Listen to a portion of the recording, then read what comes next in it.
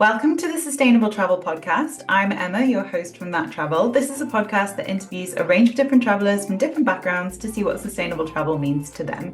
And today I am here with Serena, who is a cultural traveler and community tourism advocate. And one of her favorite places to visit in the world is Morocco. So today we're going to be talking all about community tourism in Morocco, and I'm really excited about it. Serena, hi. Hi, thank you for having me. I'm so excited to have you. Very excited. I know I want to hear all about Morocco. I love Morocco as well. Great. Yeah. I love Morocco too. So. I know it's like your thing. Like, I can't remember when it was you first went. I'm sure you've been before, but I suddenly started seeing Morocco pop up all over your feed and everything Yes. you're doing. I don't know. I think people have Morocco fatigue now. It's just No, are you joking? Absolutely yeah, not. I've been covering a lot. I'm like this when I like something, I just become very obsessed about it. So Yeah. I just focus on No, that's me. I'm like, if I like something, I really, really like it. that. And you're all going to hear about it until I get sick of it. Exactly. Yeah. So, Serena, tell us a little bit about who you are and what it is that you do in general. Yes. So yeah, I'm Serena, and actually my friends call me Sere. So it's like my friendly nickname. That's where my brand name comes from, Sere Travels. Mhm. So I'm a travel blogger and travel content creator, and I'm focusing, as you mentioned before, like on cultural travel and community tourism. Especially on the latter one, I've been volunteering with Planeterra, which is Mhm. an NGO that focuses on community tourism, and that's where my passion and involvement started. Amazing. Planeterra, they're the ones that are affiliated with G Adventures, right? Exactly. Yeah, it's kind of a spin-off. So they like it's the NGO created by Jet Ventures. Very, very cool. Yeah. And when we're talking about kind of cultural travel and community tourism, they're kind of the same, but similar but different, right? Yes. Yeah, that's a great question. So for me, cultural travel is, I think, being immersed in the culture, and it requires a lot of open mindedness and curiosity, right? Mhm. And it's also about kind of a little bit suspending um your beliefs and judgment at the moment, because sometimes we face a country and there are like social norms that are completely different from us, and so Yeah. for me, when I travel, I don't want to come with my own Yeah. judgment or my own social norms. Like I'm trying to kind of challenging them sometimes. Yeah. Yeah. And so for me, like cultural travel is really getting immersed in the culture, being curious, or talking to people, understanding on the day-to-day things, challenges that they have, and trying to learn and absorb as well things and learning things. And in order to do that, you want to, of course, have, as much as authentic and local experiences. And that's definitely related to community tourism. Mhm. Because often, I mean, most of the time, 99% of the times, these are experiences that are, 100% locally Yeah. owned.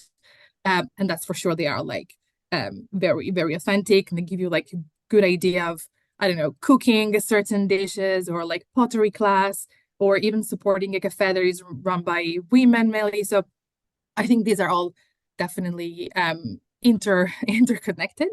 And Mhm. obviously they're all part of also, sustainable travel, because when you choose to do a community-based you know activity in your itinerary when you're traveling, you're making sure that your money, the money that you're spending, are staying within the country, right? Yeah. Like they're supporting most of the time some, I would say, marginalized part of the society. For instance, when I was in India recently, we were doing a walking tour with this association that is actually saving street kids in Delhi. And so all these activities really, from one side, really they give you another perspective. Yeah. And like you said, you do something good, you leave something good Yeah. behind, which I think that's the purpose of traveling, I would Yeah. say. Like otherwise, why are we traveling?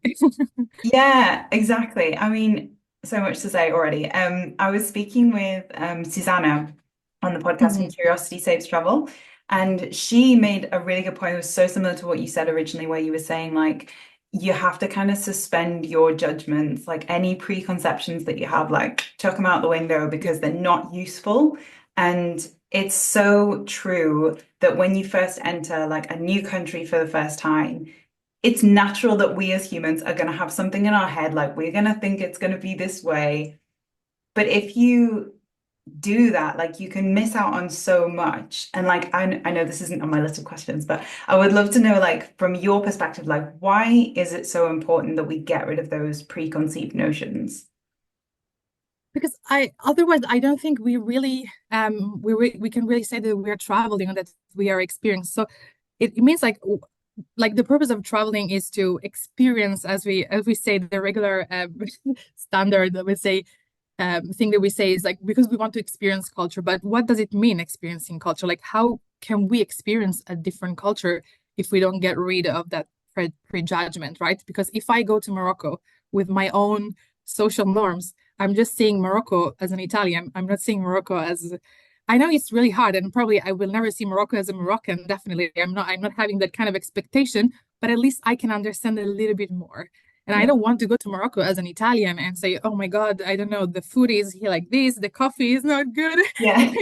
or whatever. Like, but I'm trying to see, okay, this is different, or a different way of talking, or like, how do you say no? You don't say no, I don't want it, or like I think Yeah. I made a reel the other time, but you try to wait to find, okay, tomorrow, inshallah, like Yeah. so it's really if you don't do that, you don't experience the country. You just go there, you take pictures, but you cannot say I've been there. Like you cannot say I've experienced Morocco or I had a little bit of understanding of the country, I think. Yeah.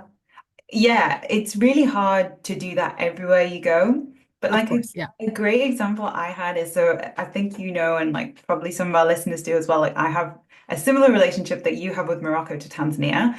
And my friend, so I speak a bit of Swahili, and when I was there the most recent time, my Swahili was much better than it has been previously. And my Tanzanian friends were like loving it. They were like, oh my God, like speak with Emma, she speaks Swahili, and they were like finding it really funny.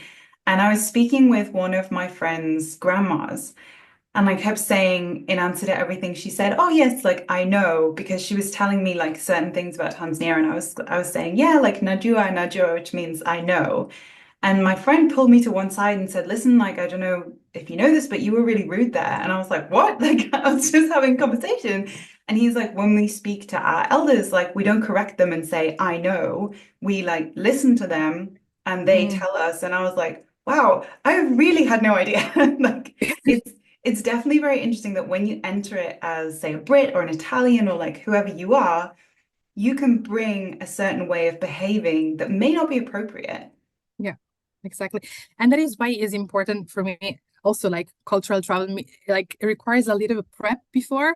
Yeah. Like you cannot go to a country without not knowing certain things or certain norms that are common there, because otherwise really you get a little bit of clash, and it's fine. I mean, we all make mistake, and probably I'm still having it probably at the time. If I go tomorrow to Morocco, I will probably face some some challenges, because of course I don't know anything about, like I don't know like all things about it.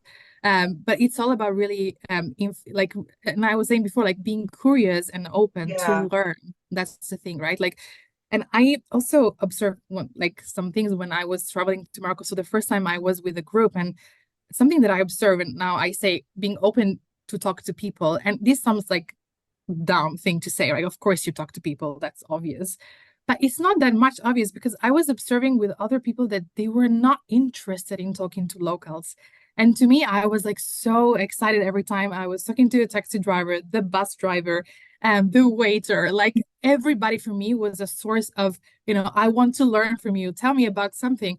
And most people, they weren't like, they spent maybe 2 weeks or something without even like interacting too much with locals.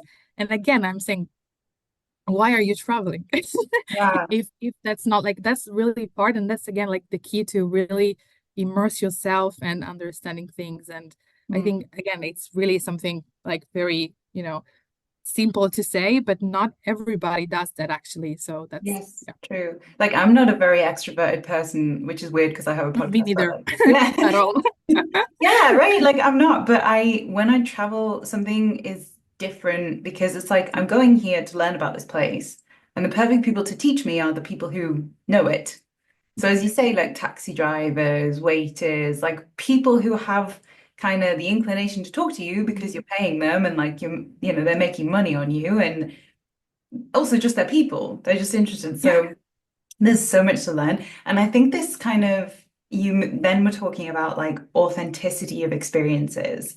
And in some ways, I think this has become a bit of a like buzzword or buzz phrase, like, oh, it was really authentic, it was really this, it was really Mhm. that. But there's so few people who actually, and like, I don't mean to be like, high and mighty with it, but there's actually very few people who genuinely do want that like authentic experience and want to meet people, wouldn't you say? Yeah. Yeah. That's true. And I think it comes all to the fact that as we said before, people don't want to suspend their their judgment and Yeah. their social norms. I think that's kind of the key.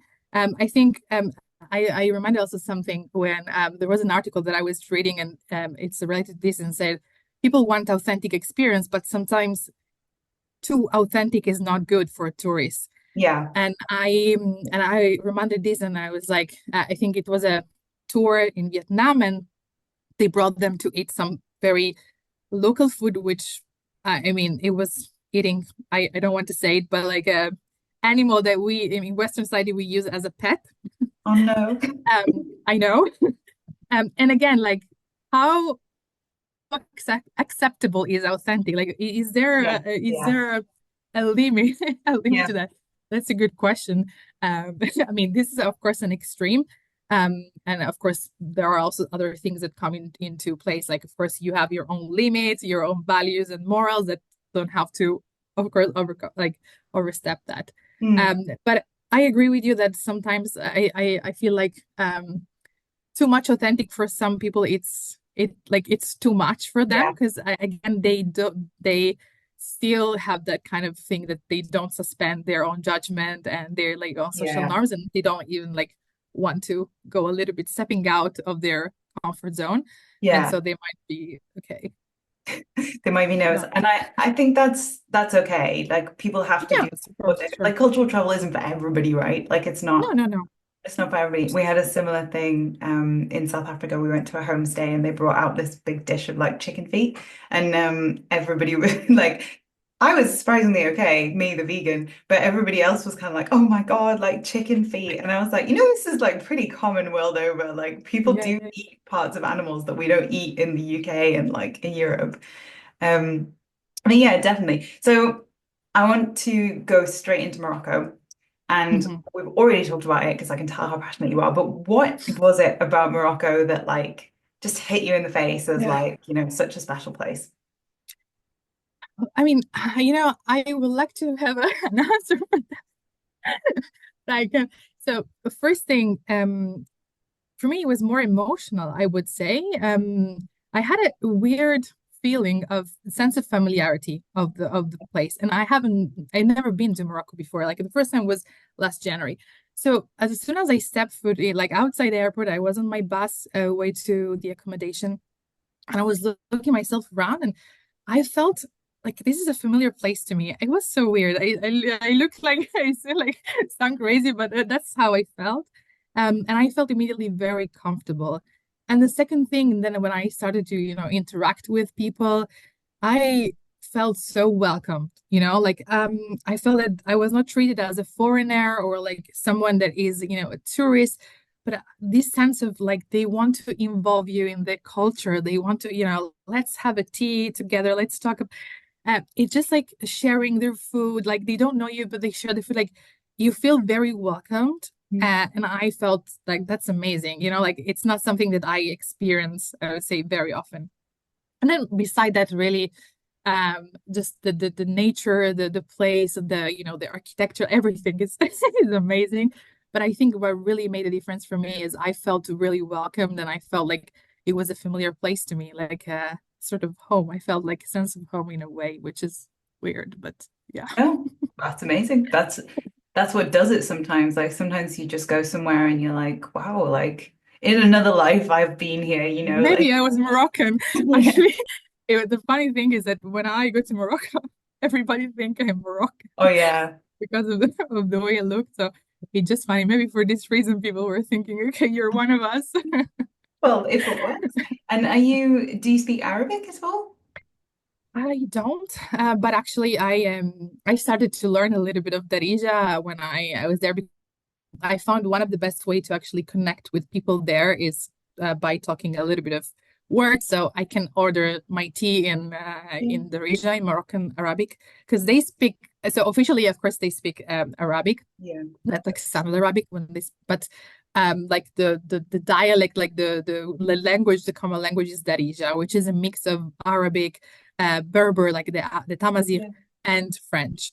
And so if you speak Arabic and you go to Morocco, probably you don't understand because they are have their own way.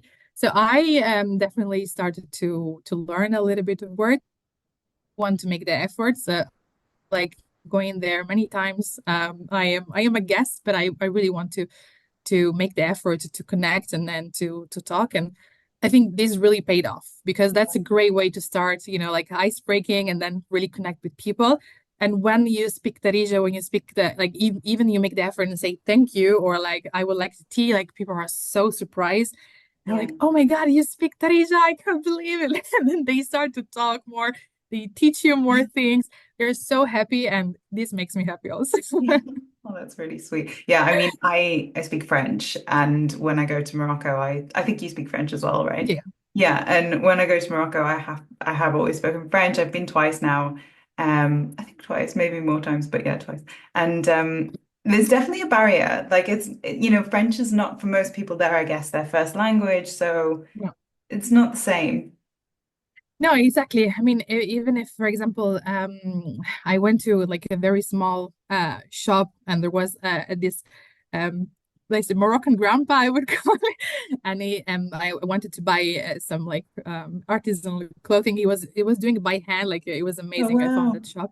And of course he was not speaking much French. Like we kind of spoke it. I spoke in my broken Darija, and he was talking in French a little bit, Oh, so we managed to haggle even. I don't know. We managed to I managed to buy my jacket eventually. So yeah, I mean, not everybody speaks, of course, French or English. I would say that the new generation, like the younger people that work in the industry that are in Marrakesh and Fez and all the tourist city, they speak English very well, and actually they speak three, four languages. And I'm always very very amazed by Moroccans that on average they speak three, four languages. And there was this joke that the Moroccan come to you and say, whatever you speak, I speak. Tell me what, tell me your, tell me your language. And that's kind of true. Like sometimes I this summer I was with my friend, I was talking Italian, and people were just talking Italian to me. Or in like then the Morocco? next time, yeah, yeah, yeah, in Marrakesh, they or speak Spanish. Or when I was saying, actually I live in Germany, they were like throwing at me German. Like, Well, wow. So people that work in the tourism industry, they definitely know, yeah. and they're sellers. So of course, it's smart from them to know the language, Yeah. right? Language for me, I mean, like I love languages. I speak French and German and a few like bits and bobs of others too. And I know you speak loads of languages too, so maybe you feel the same. But when I go somewhere and they have that kind of like mixed language culture, I find it really hard. I'm like, which one should I like which one should Which I one should I choose? use? Yeah. Whatever is more comfortable. Yeah. Like people are I really mind. Yeah. I mean, when they speak Italian to me, I would probably just stick to to Italian.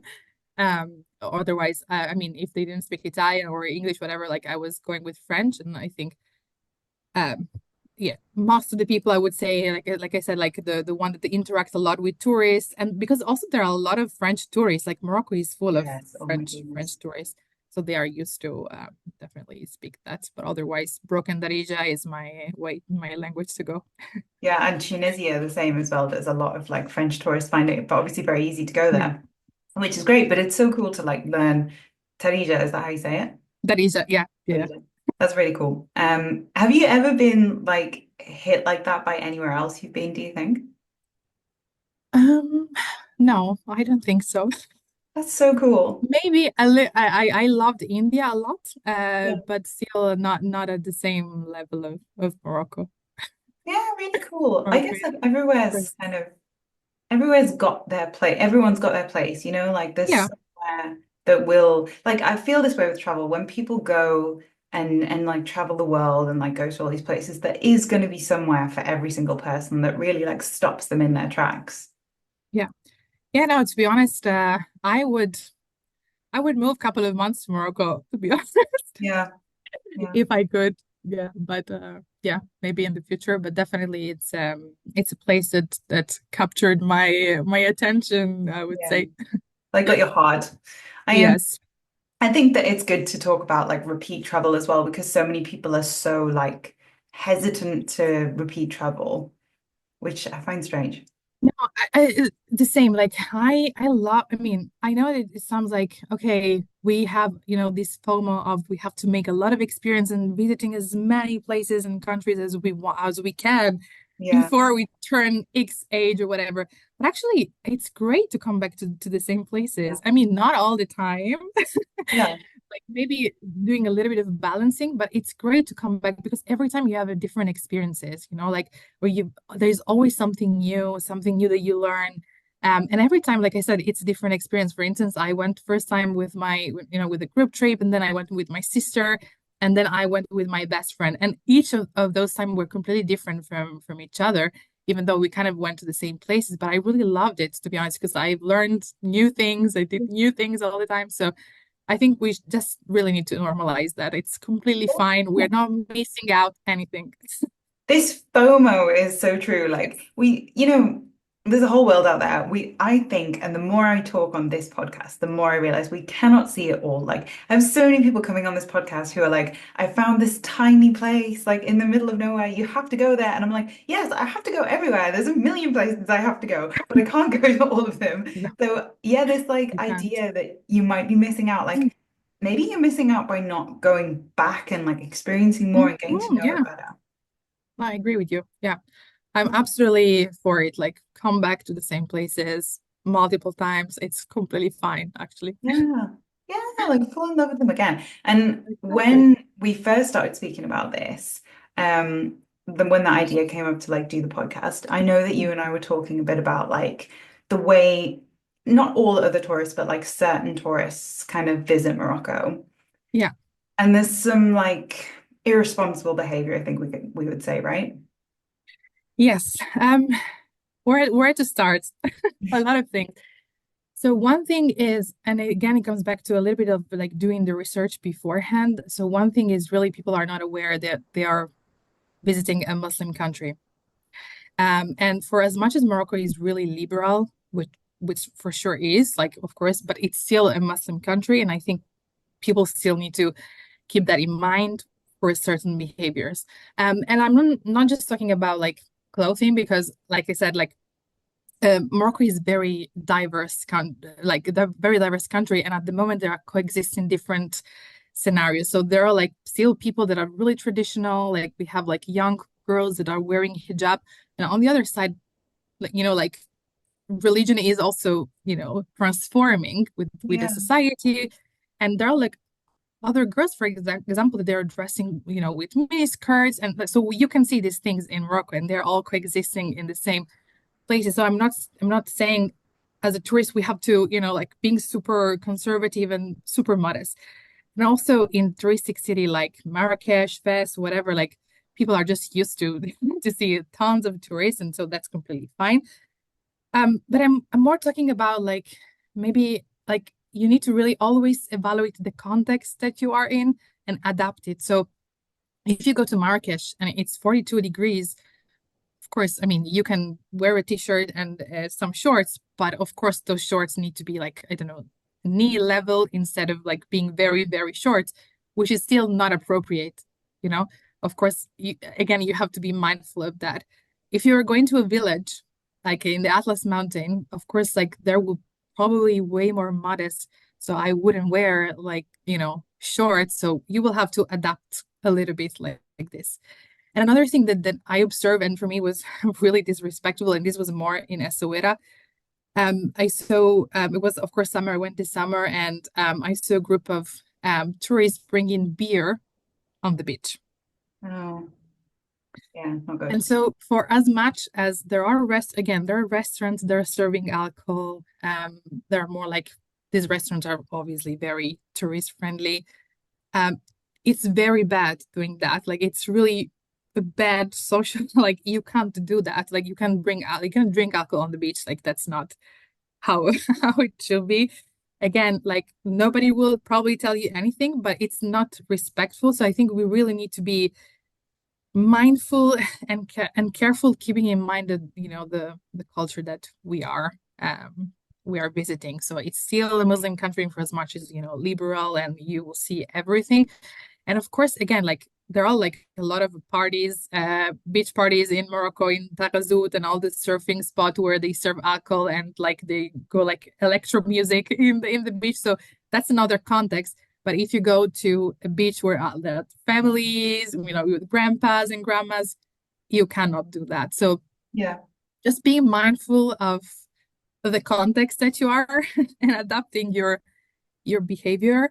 I think that would be the best and the first starting point to be a more responsible, I would say, travel in Morocco. Yeah, I think something that I've seen in Islamic countries, like I spent a lot of time in Egypt, and one of the things Mhm, that I saw, because we just happened to be there always during Ramadan, which is like, that's a wonderful time to be there, let's be honest. mhm, Like the celebrations are amazing, but mhm, it's also a time when you have to be mindful that it's very important to a lot of like local people. And it's a time when maybe like they might be a bit more relaxed about you having a t-shirt on in, say, Cairo, Marrakesh, like, mhm. equivalent during the summer months. But during Ramadan, it's like it's really True. important that you just like cover Yeah, up.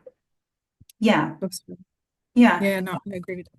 And the thing during Ramadan is that they might be fine in normal circumstances with you like drinking or like having a smoke or whatever, but during Ramadan, please don't do that in the streets. Like it's really, really, Mhm. it's just not something that you do. So I think like what you mentioned with this whole doing your research is really important. But I'm going to be honest, I do think people struggle knowing what to look up. What's okay? Yeah. So do you have any tips? Um, well, first of all, follow follow me Yeah. on social media.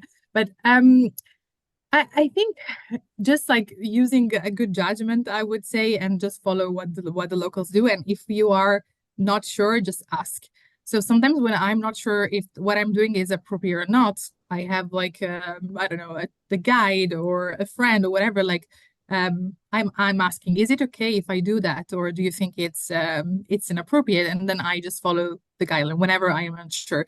But a lot of information nowadays, like we have Google, ChatGPT, and all the things we can find it. So it's all about like if we are unsure, like what is the appropriate dress code during Ramadan? If I visit a Yeah. Muslim country, can I drink alcohol on the beach? Is it okay? Like there are a lot of resources on the internet that it's really hard not to know. Yeah. Like it's getting like it's so easy to access information at the moment. And like I said, if you don't really know, you can always ask, locals and like tour guides like at the reception of your accommodation or like your guest or house owner. Like there are a lot of ways to interact and you can just ask the Yeah. locals, I would say. I think it really boils down to two things that you said right at the beginning. And the first thing is be curious and Hmm. suspend your prejudices. Like, True. first of all, imagine that everything is totally different from everything you know. Like, you Hmm. don't know anything. You're entering this country as like a baby with no Yeah. information. Yeah. And then be curious, like ask questions, ask locals. People do not expect you to get it right 100% of the time. No. We're all human. Yeah, and I mean it's impossible to know everything. I mean, you're not a local, but so it's forgiven. You're forgiven, Yeah. But really, I think you still have to do a little bit of research, and there are two different things. Sometimes we make mistakes without not knowing. It's not like a bad intention. Some other behavior I think are more um, unjustifiable, I would say. Yeah. So we are talking about like kind of when it comes to obvious like discretions, like what's the word I want to use? Transgressions rather than like not so obvious, like mistakes that you might make. I definitely think there's a way that you can like handle that because Mhm, something that I hear a lot is like, oh well, yeah, I saw a sign saying not to do that, but I just didn't see the harm, so I carried on. mhm. What would you say to that? Because I have my own answer, but I want to know what you would say. Um, you mean like people not respecting the signs and stuff like that? To me, that's not an excuse. And I would say just like you're wrong. You should respect it. If there is a sign, you have Mhm. to respect it. And actually, it happened to me. Yeah, it happened recently. I was not in Morocco. I was in India, and I got really annoyed with with the people. Tell us. And maybe sometimes too much. But so we were at the masjid in the Delhi, so the mosque in Delhi, and there like you can enter as a non-Muslim, but then there is a part of the of the mosque that you cannot enter if you're not Muslim, Mhm. and it's really clear, like Mhm. it's written very clearly, like there is a huge sign. And then like of course I didn't enter it because I was not Muslim. But then I saw like the people that were traveling with me, they were just like entering in and they were like, walking, taking pictures. And I was like, seriously, dude, like why you're doing that? Like it's if like it's not respectful. It like there is a reason why you cannot enter, right? Like maybe people go there to pray. Like you cannot do that. Mhm. And then when I called them out and I was like, you cannot enter, that's only for Muslim. And they were like, oh, but we didn't see the sign. And I was Come like, on that's not now. true. I was reading all the entrance. Come on. Um, so yeah. I mean, from one side, I also feel a little bit like bad to be like police somehow, Yeah. because people might interpret it like, oh, are you saying that you're better than me, or you're better than us because you're teaching me or educating me on how to do things. It's not really that. It's just really, if you really didn't see that, I'm just like telling you, pay attention next time, because if there is a sign, you have to respect Yeah. that. Otherwise, but That I don't was know if you have a better answer no. No. when it comes to Um, to that. I think the What? same. I think that so my thing is that I really think that people look at those things sometimes and have this attitude of like, yeah, well, like it's not a problem. Like I almost like Mhm. an I know better or it doesn't affect me. And a really good example that I would give that I think people get very frustrated at is like in Santorini, you're not meant to like stand on people's roofs or like go Mhm. into people's personal space, which is common sense and decent humanity. But I do think that sometimes people look at that and they're like, well, it's just one person, like it's just one roof. It's really not a big deal, and I don't see the problem. Or Mhm. in Barcelona, where there's the escalator with the Sagrada Familia behind you, people go up that, they put their selfie sticks and they take selfies. And I think people look at that and go, well, it doesn't matter, it's just an escalator. And the problem for me here is we do not live in this space. To all intents and purposes, we are guests in someone else's home. True. To disrespect their rules it's very rude, firstly, but also like you don't know the damage that you will cause. And in the case of like Santorini, you could be damaging someone's roof so that they might have to pay to get like a brand new roof. In Barcelona, you could be holding up commuters by doing this on the escalator. Like just because you don't know the reason, it doesn't mean there isn't a reason. And Mhm. like for this religion thing that you're saying, this is something that really, really affects people. Like it makes them feel dirty, like it makes them feel uncomfortable in their Yeah. sacred, sacred spaces. And for me, that's just wrong? Yeah, absolutely. Yeah. But one thing that I observed though in Morocco, coming back to Morocco, like maybe they are good in keeping people outside, but you know that in Morocco you cannot enter the mosque, like, if you're not Muslim. And I've never seen, at least, anybody not respecting that. I think they managed somehow to make people understand that that's not something allowed. So I never seen this disrespectful behavior, at least in Morocco. So Um, no one can go in a mosque at all if you're not Muslim. no, the only mosque, there is only one mosque in the whole Morocco, which is the one in Casablanca. Mm. The one that is next to the seaside, very beautiful, like super. I'm sure you've seen it on Instagram. Probably. Um, that one is the only one that is like you're allowed to visit, but also like I think it's only once or twice per week, and they have like special timing, you have to book. Mm. But otherwise, no other mosque in Morocco are letting non-Muslim to visit. Cool. There must be something then that's just like so important to them that they've just Yes. decided we're setting this boundary. But I honestly, I agree with that Yeah. because I can imagine that if they were imagine like a city like Marrakesh, which is flooded with tourists. Imagine like if you were letting people, like people would just take pictures of people praying or like, which is a very intimate and private moment. Yeah. Um, One and two, like of course, like it's divided men and women, so also that kind of privacy and division should be kept. And Mm. I don't think, and I think it's good because I don't think that all the tourists will be, as we mentioned, like really respectful of this time, which is like I said, really, really intimate with like talking, with God and connecting with God. And yeah, so I'm imagining this bad scenario where people were just showing showing their cameras on people's face while they're praying. It's just like so Mm. I'm actually happy that there is this rule. So Yeah. no. I think in some ways it is not on the government, but it's like up to the government to really set those boundaries. Like if something is so, so important, then the government really Yeah, needs to lay down the rule and be like, this is where we draw the line. yeah. Yeah. Now I think government in Morocco should do something else, which is limit the foreigners buying the riads in the Medinas. But Yeah. that's a topic for another time. Is that what they're doing?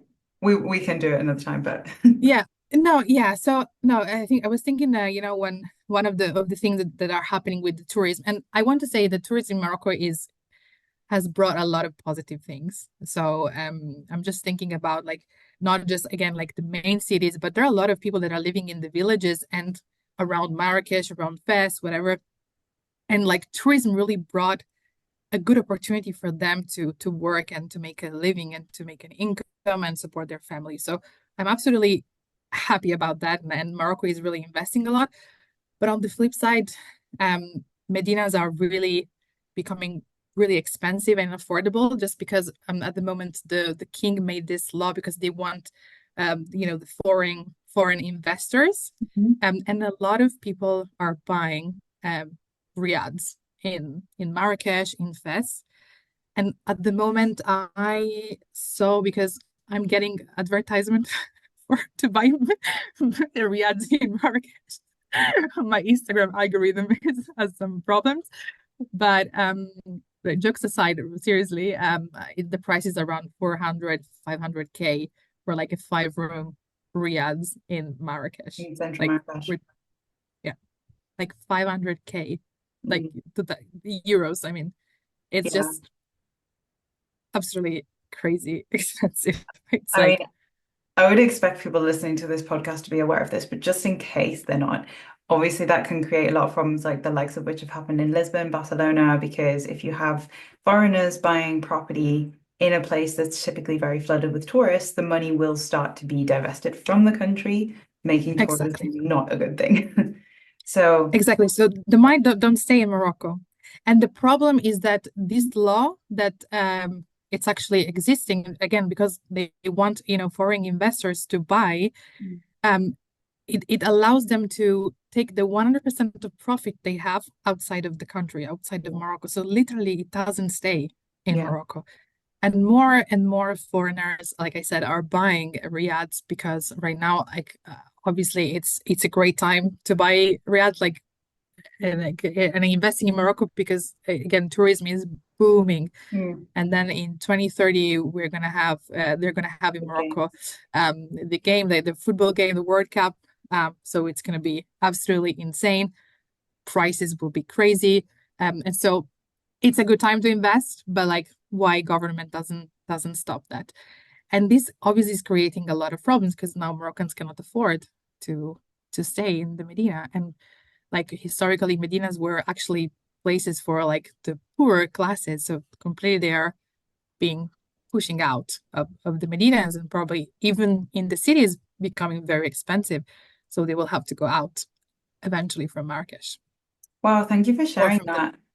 No, I didn't know about that. I mean, I'm not I'm not like aware of those kind of issues in Morocco Hmm. because I haven't looked at it too much, but it's a really important point to make. And I think, local tourism is it's important. Like there's so many people would dismiss local tourism and say, well, Yeah, like it's more money from foreigners in certain places and fine. But as you say, if that money's not staying within the country, then it's really just creating a kind of endless cycle of problems. So yeah. Absolutely. yeah. Mm. But yeah, so I think as always, the responsibility is from government and king. But again, um, the king of Morocco himself has a lot of businesses in the tourism industry. So Yeah. I doubt that he's gonna do something like he is the owner of I don't know if you know the Mamounia Hotel in Marrakesh, which is one of the most luxurious hotels. Yeah. Um, he's owning that, the Yeah, king. that's a leading hotel of the world. It's one of their Yeah, properties. And it's really beautiful. I haven't stayed, but it's I've been. amazing. It's really expensive and amazing at the same time, but like a little bit of a conflict of interest, I would Yeah. say. So yeah, I think it's a bit complicated. So the solution, well, I don't have it, unfortunately, but I would say it's good if you like spread out through the city. Don't overcrowd the Medinas and the Riyads. I know it's a beautiful experience staying in a Riyadh, and you have to do it at least once in your life. But there are other areas that actually are as much, as beautiful. For instance, the first time I went to Marrakesh, I didn't stay in the Medina. Actually, I was in Gelis, which is my favorite area of Marrakesh, which is the new area, the modern area. Okay. It's full of cafes run by young people. Like it's kind of a very hipster area. Remind me a little bit of Berlin. A lot of art galleries, and it's so cool. So you can stay there and then go into the Medina later to visit, just to spread a little bit out. And there are a lot of, like guest houses there and locally owned hotels. So it could be one of the solutions not to overcrowd too much Well, the I also think homestays are a great solution. Like I know you've written yeah. a really good article about homestays on your site. Yeah, yeah, Um, yeah, absolutely. There are a lot of things.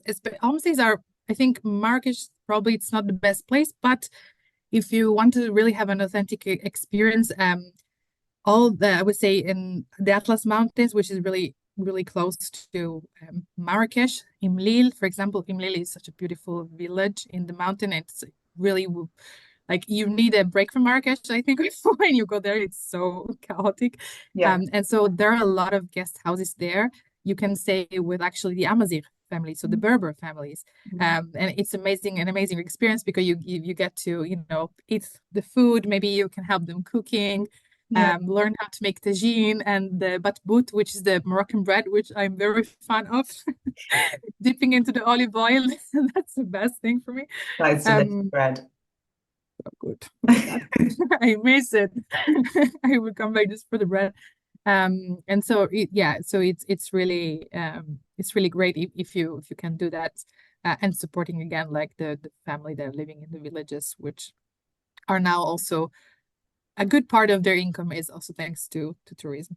Yeah, which is amazing because so often with tourism, it does stay within the main major cities, even in like the UK. Yes. A lot of our money stays in London and people can really miss Hmm. out. So that's a really good thing to say as well. And obviously, understanding that you're not Moroccan yourself, but you have quite a lot of experience there on a local and cultural level. What have you learned about some, good ways to show respect and be a respectful cultural tourist? You mean in Morocco or just in In general? Morocco. Well, tell us both. Tell us both. Um, I think I am trying to at the beginning I'm trying to be invisible as much as I can. That's my approach. And in the meaning that I am trying to really not to cause any harm or like just trying to observe first what Yeah. is around me. And then I'm trying to adapt my behavior and my like the behavior based on what I'm seeing. So I think that's the best thing to do. And again, a lot of research, a lot of reading, a lot of information before traveling. This applies to everything. Specifically to Morocco, I think you have to be patient That's first thing. Mhm. You have to be patient for many things. Like I know we are always on rush, like we want the meal to be served immediately, or we want the bus to arrive exactly on time. Moroccan time, they call it Moroccan time, meaning it's gonna be too many minutes. 30 minutes later, you have to deal with that. You have to embrace it. That's how it is. And you don't have to get mad because Yeah. that's how it is. Be Yeah. patient. I think that's the thing. Honestly, it's not bad because you go to a cafe sometimes or you order something and then they bring you immediately and then you just go and after like 30 minutes and that's it. Instead, like this, you really enjoy, you Mhm. stay there, you do some people watching. Yeah, lunch is like So an I event. think yes, yes, you have to take your time. Yeah, you really do. Don't rush into things. Something Don't that rush into things. I was told once, this is like a bit of a sideline. I know you're still talking about like things in Morocco, but when I went to Socotra, it was so funny and cracked me up because our guide was saying to me, "Oh, the only thing you need to know is when you meet local people, do not turn down a cup of tea." And he's like, even if you're about to throw up, take the tea. Yes, Otherwise, you are so rude. And I just thought that yes, really reminds me of Morocco. yes, that is true. Yeah, tea is also very, very important. You never say no to tea. I think one time I drank like 10 cup of tea in a day. I was dying. Don't do that if you can. Um, so tea is like I think it's similar to coffee in Italy. Like, the coffee culture in Italy, in my opinion. Mm. It's a way to connect. Yeah. Let's drink over a coffee. Let's go and take a coffee. And there it's like let's grab a Thai. So the tea is called a Thai there in Morocco. And so it's a way to they show you their hospitality, a way to connect. It's a moment of socializing, like you socialize over the tea. And so as you said, it's very important that you don't say no if they offer you sit there. And actually it's one of the best way again to connect with locals, to talk. Again, this is a cultural immersion, like this is cultural travel. Yeah. Sitting with, an old man from the Medina drinking tea is one of the best experience you can do in your life, Yeah. honestly. Yeah, So that's the best way to learn is to, yeah, just accept, like, kind of be a bit open-minded and go with it, and like you can yes, have a great time. yes. One other thing I think, and this has been talked a lot of time. I think about like seller being pushy Oh and yeah. how to how to deal with that. And I just wanted to say one thing because I think sometimes, like for example, I was traveling with my friend and she was feeling uncomfortable sometimes Mhm. during our trip, right? For me, it was completely fine because I'm used to it. I knew what to expect, and again, this comes to expectation setting when before traveling. But like some people really don't accept, and it's completely fine. Some insistence from Yeah. people like they want to sell, maybe they chase you a little bit. Um, and again, it's important. One of the things that if you want to travel to Morocco and you need to be aware of, be aware that this can happen, and it's not because of you or they're trying to harm you or it's an Yeah. uncomfortable situation. It's just they're sellers, they're trying to sell you thing and they do it with everybody, Yeah. including Moroccans. Yeah. Like it's not there is no differentiation. So they don't want to harm you or anything like that. So really you just say no politely. I come back another time. I don't have my wallet.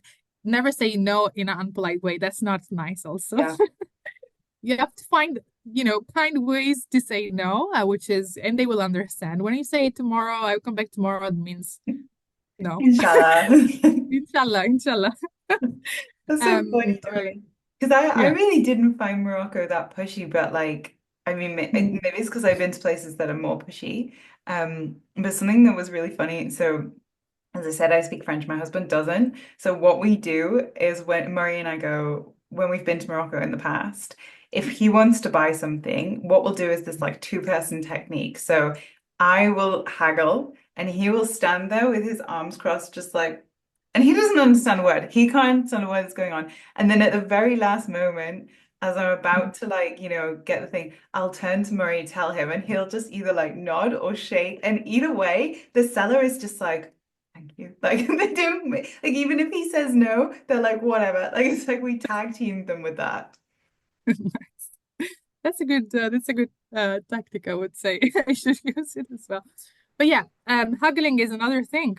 Haggling, yeah. I think you are better than me in haggling. Maybe you should do the give some tips. I'm not good in haggling, to be honest. I tried a lot in Morocco, but they told me that you need to show that you're not interested in that thing. Like you need to be Oh, like, really? yeah, I like it, but not so much. I mean, I can find it a better one. But honestly, I'm not good in haggling. But again, this is really part of the culture, Yeah. and it's like it's for everybody. Like, even Moroccans themselves, like they're haggling because there is never like a fixed price. I remember something that was very funny. On the first trip, there was a tour guide that he stopped into one of these local shops. They called Hanout. Mhm. And I think he wanted to buy something for one of the other travelers. I don't remember what.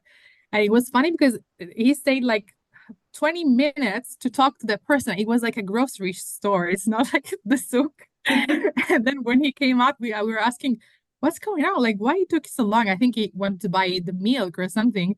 And he was like, oh no, he just didn't know the price. So we were like discussing how much it could be. And I'm like, what? In a So he supermarket. just, it's like, I love it. We were That's so discussing funny. about the price of the milk because he didn't know.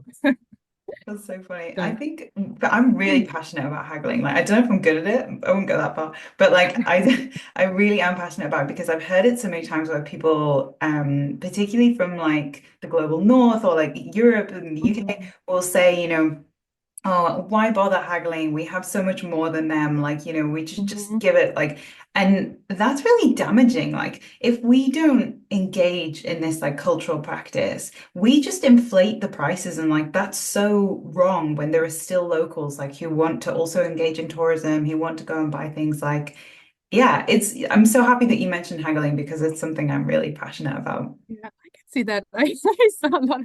To me, I know it's one of the things I really don't like. So I prefer not to buy anything. Yeah, well, there's But that you really, too. if I really have to, then I'm like, okay, let's do this. That's one of the things I don't like it. I don't like about Morocco that I have to haggle all the time. That's That's absolutely fair probably, enough. yeah, It's fair enough. If one you of the, don't like it, you don't like it. But I think that, as you say, then maybe just avoid buying things yeah, and let your exactly. guide take it. Yeah, I don't buy it. Problem solved. And then, if you, uh, based on what you've done then so far in the country, if you had to recommend like the perfect Mhm. first timers itinerary, because I think you also are going to do a group trip there at some point, right? I was planning to. For now, it's a little bit on hold as I'm actually planning a sabbatical from work a little bit later on. Amazing. So I will be traveling full time for 3 months. So let's see when I come back. But yeah, as a first timer, depends on how much time do you have, and what do you want to see? Because of course Morocco is so diverse. You can go to surf, like you go to the desert, or you want to go to the mountain. Like you can do a lot of diverse things. As a first timer, I would say probably starting from Marrakesh and then going around, like as I mentioned before, like staying 1 or 2 nights in a guest house in the Atlas Mountains, like with a Berber family, with the Amazigh family. I think that would be amazing because it gives you the idea of what is Marrakesh, the souk, the history. You can visit a lot of things, and then also going to a more quieter place. And then definitely the desert. It's something that everybody has to do once. It's beautiful, obviously, the Sahara Desert and camping there a couple of nights. And then I would suggest to go to the coast. So like doing Suera, and a little bit more, maybe staying in some less known places like Sidi Kauki or Walidia. I've been to Walidia. It's really beautiful. Like no one is there, basically. It's just a coastal town. It's perfect for surfing, relaxing, Nice. like just walking on the beach, and it's beautiful. And then if you want to go a little bit up north, there is this beautiful town that I think not many people know. It's called Asila. And it's as beautiful as Essaouira, but less known. And it's like this, I would say, Portuguese style coastal town village. It's so beautiful. It's on, of course, on the seaside. So it's amazing, and I would suggest people to go there if they have the time. And then an alternative, not alternative, but maybe something different itinerary if they are in the north, staying a little bit in Tanger and then going to Taroudan. Taroudan is such a beautiful city. It's like a mix of Spanish and Moroccan, and it's just beautiful. Cool. So That's would beautiful. suggest to go there as well. A long itinerary. But it has so much to offer, you're right? Because even I was thinking like I would also throw in like Meknes and like Volubilis Oh is yeah, beautiful too. Like there's just so much. so Like much. and even like Chefchaouen we didn't even mention. And like True. And Fes. too. And Fez! I mean, Fez yeah, too. yeah, and Casablanca and Rabat. Rabat is also beautiful. Like, I mean, we have to come back many times. Yeah, or just spend like Or 6 months. maybe one month itinerary with me in Morocco. That would be fun. I should organize a trip. And I ask everyone, and I Mm. think I know your answer, but I want to hear it from you. So for all my guests, I say like, what does sustainable travel mean to you? Great question. I think sustainable travel for me is about respect. Is being respectful of the environment, being respectful of, especially in my case, that I'm focusing a lot on cultural travel, of the people of the country that are kindly hosting me, I would say.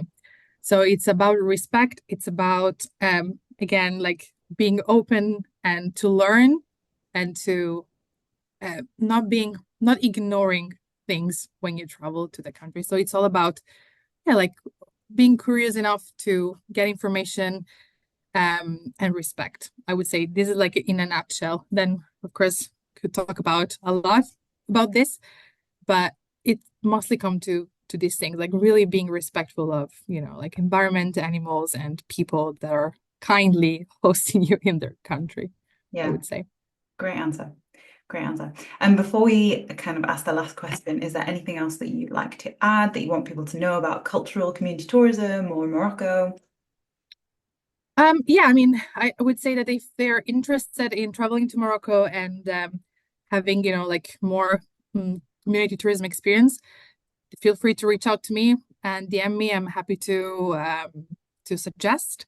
Also check out, Planeterra website. They also have a lot of suggestion, whatever, like in every country, and it's an NGO, so definitely just for to guide. So it's completely at the disposal of everyone. And yeah, so if they have any questions about Morocco, I'm And hopefully able to help. I'm sure they can get involved with Planeterra as well if they go to. Yeah, absolutely. They everybody can definitely become a volunteer. They have a form on their website, and they can help in different ways. So if there anybody is interested, of course they can definitely help. Amazing. I love that. And so my last question is, what are you working on at the moment and where can people find you? Yeah, sure. So I am gonna open a YouTube channel uh that I will vlog my sabbatical basically. And so I will be traveling in mainly in Asia. So we'll be going through Korea, Japan, and China, and then Oh, probably cool. staying there. Need to define my itinerary still, but that's for sure the three destination. And then so yeah, I will be working on my YouTube a lot. And they can find me obviously on Instagram at Sere Travels, my my name. Be under here. Also, yeah, and of course my website if they want to read my blog posts at seretravels.com. Amazing. Well, I will wrap up. This has been the Sustainable Travel Podcast. If you enjoyed this episode, found it useful, you can give us a review on Spotify. We would really appreciate it, or like and subscribe to the YouTube channel. You can find us on Instagram at the Sustainable Travel Podcast, or you can also join our Facebook group, which is called Sustainable Travel Tips Group. Thank you so much, Serena. Thank you. Bye.